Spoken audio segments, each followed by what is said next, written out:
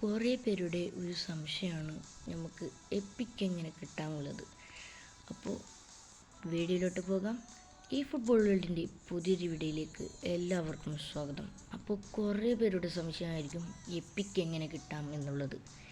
കാരണം നമുക്കറിയാം, എപ്പിക്ക് എന്ന് പറയുന്നത് നമുക്ക് കൊനാമി തരുന്നത്, അതായത് 2020 പെസ് എന്ന് പറയുന്നതായിരുന്നു ഈ ഫുട്ബോളിന് മുമ്പുണ്ടായിരുന്നത്. അതെ, അതിൽ എന്ന് പറയുന്നത് നമുക്കറിയാം. ഞാനിപ്പോൾ ഈ വീഡിയോയിൽ ഇപ്പോൾ ഒന്ന് കാണിക്കുന്നുണ്ട്. ബോളിങ്ങനെ തിരിഞ്ഞു വന്ന് ഏതെങ്കിലും ഒരു ബോളിലേക്ക് പോകും. അതായത് അന്നത്തെ രീതി എന്ന് പറയുന്നത് അതായത് ബ്ലാക്ക് ആയിട്ടുള്ള ഒരു ബോൾ ഇങ്ങനെ പൊട്ടി വന്നാലാണ് അതിൽ നമുക്ക് എപ്പിക് എന്ന് പറയാൻ അതിൽ സാധ്യത കൂടുതലുള്ളത്. അപ്പോൾ കുറേ പേരുടെ സംശയമായിരിക്കും എങ്ങനെയാണ് എപ്പിക്കിനെ കിട്ടാനുള്ള ചാൻസ് എന്ന് പറയുന്നത്. അതായത് കൊനാമി എന്ന് പറയുന്നത് ജപ്പാനിൽ നിന്നുമാണ് ഇത് ഉണ്ടാക്കിയത്.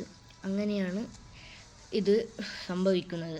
കൃത്യമായി പറഞ്ഞാൽ അവിടെ നിന്ന് ഇങ്ങനെ നമ്മളിപ്പോൾ എങ്ങനെയാണോ സ്പിന്നിടുന്നത് ആ രീതിയിൽ ആ ബോളിങ്ങനെ തിരിഞ്ഞ് വന്ന് അതിൽ എപ്പിക്കാണെങ്കിൽ എപ്പിക്ക് നമുക്ക് കിട്ടും. ഇല്ലെങ്കിൽ ഏതെങ്കിലും സ്റ്റാൻഡേർഡ് അല്ലെങ്കിൽ ഹൈലൈറ്റ് എന്ന പ്ലെയേഴ്സ് ആയിരിക്കും നമുക്ക് കിട്ടാൻ സാധ്യത കൂടുതലെന്ന് പറയുന്നത്. അപ്പോൾ കുറേ പേരുടെ സംശയമായിരിക്കും എങ്ങനെയാണ് എപ്പിക്ക് കിട്ടാനുള്ളത്. കൃത്യമായിട്ട് ഞാൻ ഇന്നിപ്പോൾ പറയാൻ പോവുകയാണ്. അതായത് രാവിലത്തെ ടൈം, അതായത് തിങ്കളാഴ്ചയാണ്. നമുക്കറിയാം തിങ്കളാഴ്ച 7:30 കൂടിയാണ് നമ്മുടെ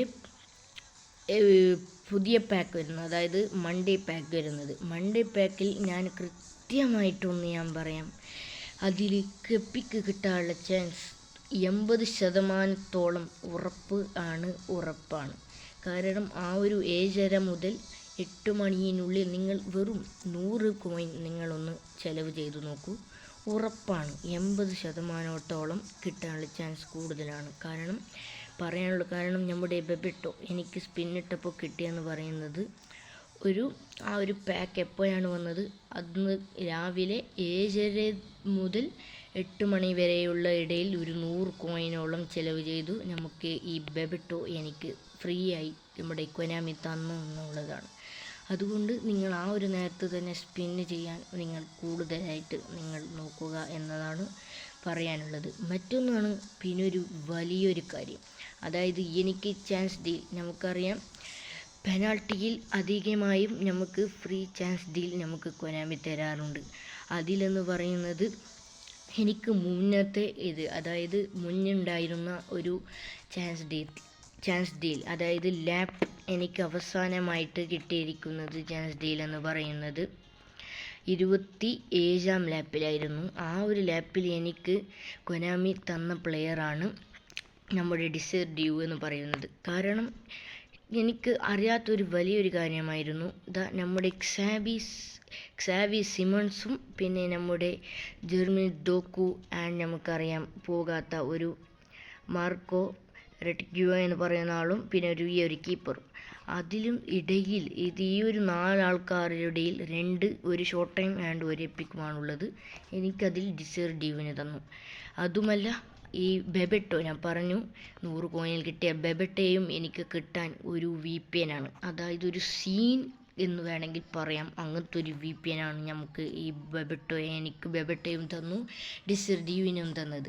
ആ ഒരു VPN എന്താണെന്നുള്ളത് ഞാൻ വേറെ തന്നെ ഒരു വീഡിയോ ചെയ്യാൻ പോവുകയാണ്. ആ ഒരു എപ്പിക്ക് കിട്ടുന്ന ആ ഒരു ടൈം എല്ലാം ഞാൻ അതിൽ ഉൾപ്പെടുത്തിയിട്ടുണ്ടാകും. ആ ഒരു VPN ഞാൻ ഇപ്പോൾ പറയുന്നില്ല, ഇനിയൊരു വീഡിയോയിൽ ഞാൻ പറയുന്നതായിരിക്കും. എൻ്റെ ചങ്ങാതി എനിക്ക് കിട്ടുന്നതിന് മുമ്പ് എൻ്റെ ചങ്ങാതിക്കായിരുന്നു ഈ ഒരു VPN കിട്ടിയത്. എൻ്റെ ഈ ലോതർ മാത്യൂസ് പിന്നെ അതേ ഈ പാക്കിൽ വന്നിരുന്ന കുറേ പ്ലെയേഴ്സിനെ എനിക്ക് അതിൽ നിന്നും തന്നിട്ടുണ്ട് എന്നതാണ് മറ്റൊരു സത്യം. നമുക്കറിയാം ബോയാൻ ക്രിക്കിച്ച് ആൻഡ് ബെർബെട്ടോവും എനിക്ക് അതിൽ നിന്ന് തന്നെയാണ് എനിക്ക് കൊനാമി തന്നിരിക്കുന്നത് എന്ന് പറയുന്നത്.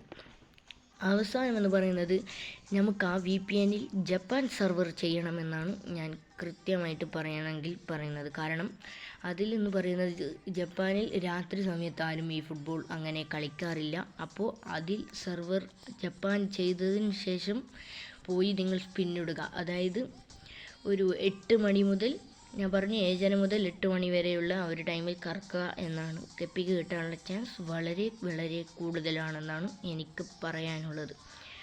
അപ്പോൾ ആ ഒരു VPN കിട്ടുന്നതിന് ഞാൻ വേറെ തന്നെ ഒരു വീഡിയോ ചെയ്തിട്ടുണ്ട്, ഒന്ന് പോയി നോക്കുക, ഒന്ന് കാണുക.